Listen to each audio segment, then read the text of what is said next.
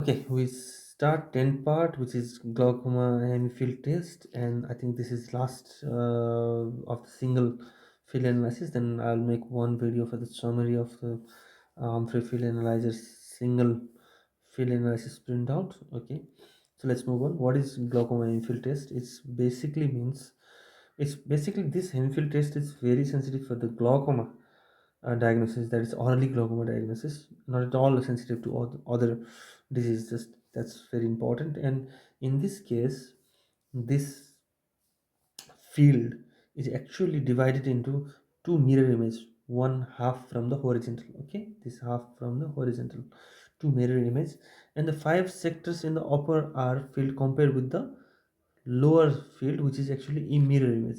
Let's take an example. There is a mirror. This line is blue line is mirror, and there are five sectors: one, two, three, four, five.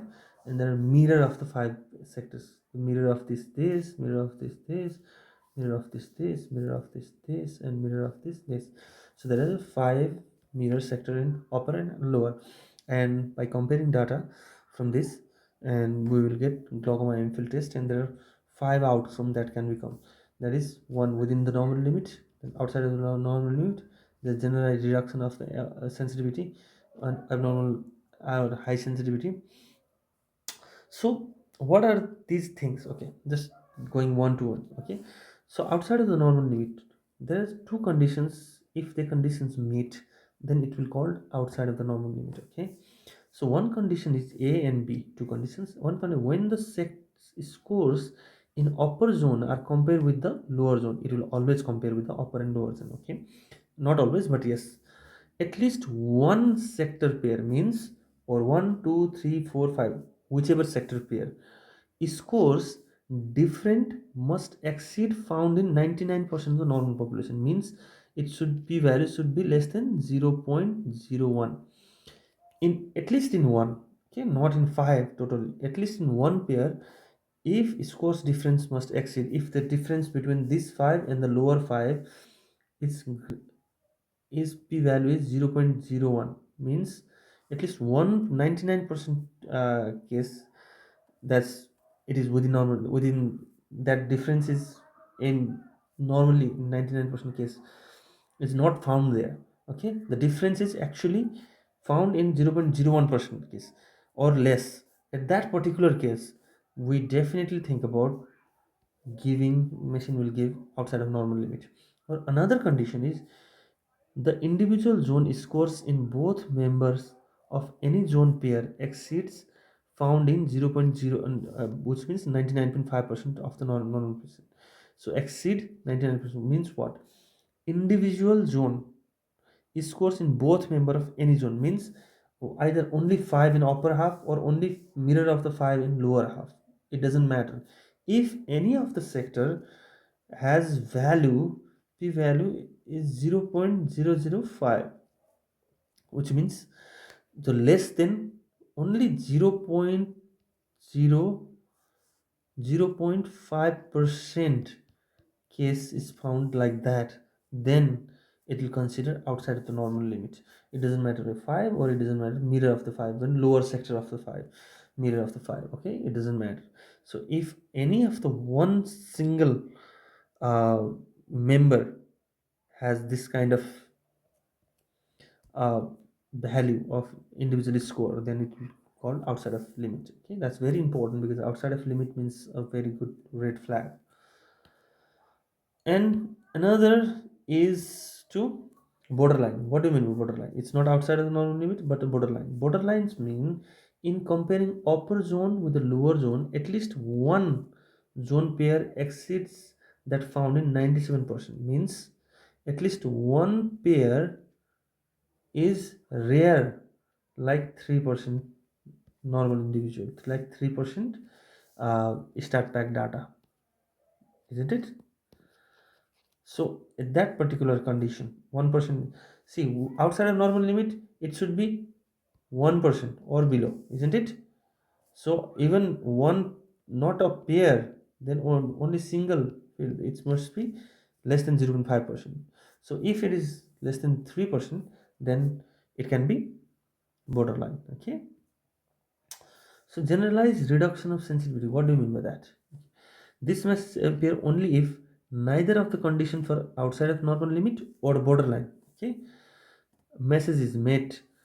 But general height calculation shows the best part of the field to be depressed to a degree that occurs fewer than 0.5%. Means we think that one of the best part of the visual field is sensitivity is reduced, and that sensitivity is, in case of stat pack lies less than 0.5% case, and that less than 0.5, and then the machine shows generalized reduction. Only one part is sufficient. There is nothing to do with the mirror. Okay, so then general reduction in sensitivity as shows by the machine. So abnormally high sensitivity means what? The general height calculated shown overall sensitivity in the best part of the field to be higher than found in other. Base means, see, in case of third general reduction in sensitivity, the best part is way lower, so that it's less than 0.5% case we have seen in normal stat pack, then it's general sensitivity reduction. At the same time, best part is seen way higher than found in other case. Then in that particular case, machine show abnormally high sensitivity. In this phase, abnormally high sensitivity, comparison of upper with the lower gen is not made. It's not at all important. This comparison with the mirror image is not important. Only what part, whatever it is, that is best part, is shown way higher than the anything that stat pack has. Okay. So within the normal limit, what do you mean by that? It's very simple. This message appear if none of the above four conditions appear, then outside of normal limit is, sorry, within normal limit is found. Okay, the one thing you must understand is 30-2 outer set are not included in glaucoma hemifield test. Means this is not included in glaucoma hemifield test, but only 2 points are included. See, nasal points, 1 point, and the mirror definitely this point. And just remember, these 2 points are the peculiar point which definitely lies in 24-2 also. So which is very fantastic that 24-2 has these 2 points common with the 30-2. So that's 2 point in that's exactly nasal point in lies in 30-2 and 24-2, which is very good. That's why 24-2 also has glaucoma Hemfield test. Okay, so it's very important to understand. So the glaucoma Hemfield test is not designed to detect the temporal ways. Means it doesn't detect this half to this half. It always detect the upper half with a mirror lower half. Why we do that? Because glaucoma pattern comes like that, because glaucoma nerve fiber layer, isn't it, they comes like this. That's why they mirror upper and lower, not sideways, right hand side and left hand side. So glaucoma hemifield test is definitely doing detection of glaucoma, not other defect. Okay, that's why fortunately such a defect are rare, and they do not diagnose temporal ways. Okay, like nasally or temporally defect. Okay, they only do like glaucoma upper and lower half defect, they exactly mirror the upper half with the lower half. Okay, note that the outer set of the 30-2 except two outermost point in nasal side are included in the zone, and that exactly two are there in 24-2 also. Okay, so one thing you see is a visual field index. That means very simple. It is a number, single number that summarizes each point of visual field status as a percentage of the normal age corrected sensitivity. It's just a single number that try to include whole visual field in a single number, but obviously originally designed to approximate reflex of the rate of ganglion cell loss. Originally that's the concept, and it is derived from pattern deviation. It's center weighted and consider high density retinal ganglion cell in the central retina, but I don't know, its reliability is not that much high as far as I know. But I have, it's not that much used in clinical setup too, but I don't know about it. Being honest, I don't know. I come to know as far as my uh, horizon of knowledge. I know that visual field index is not that much of important, but it tries to summarize all the visual field, single visual field in one a single number. I have that concept only. Okay, as far as possible, as far as my as far as the stretch of my imagination or stretch of my knowledge, I don't know. And beside that, I don't know. Okay, I think you'll know by reading G.R. Reddy's book. Please, if you know anything more than what I have said, please comment on the video. Okay.